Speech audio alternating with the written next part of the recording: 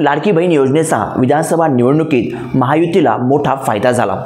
राज्यातील लाडक्या बहिणींनी महायुतीला भरभरून मते दिली। विधानसभा निवडणुकीत महायुती महाविकास आघाडीला दणका देत सत्तेवर विराजमान झाली।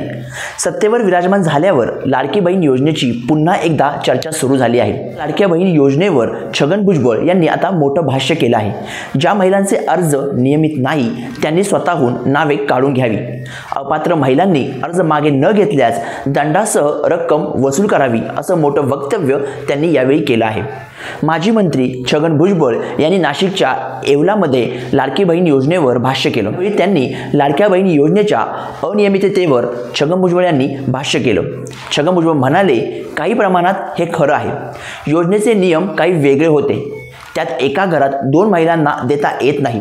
मोटार गाडी असेल तर त्यांनाही देता येणार नाही। गरिबांना त्याचा लाभ झाला पाहिजे हा या योजनेचा उद्देश आहे। जे नियमात बसत नाहीत त्यांनी स्वतःहून आपली नावे काढली पाहिजेत। ज्या लाडक्या बहिणींना पैसे दिले गेले आता ते परत मागण्यात काहीच अर्थ नाही। ते आता मागण्यात येऊ नये।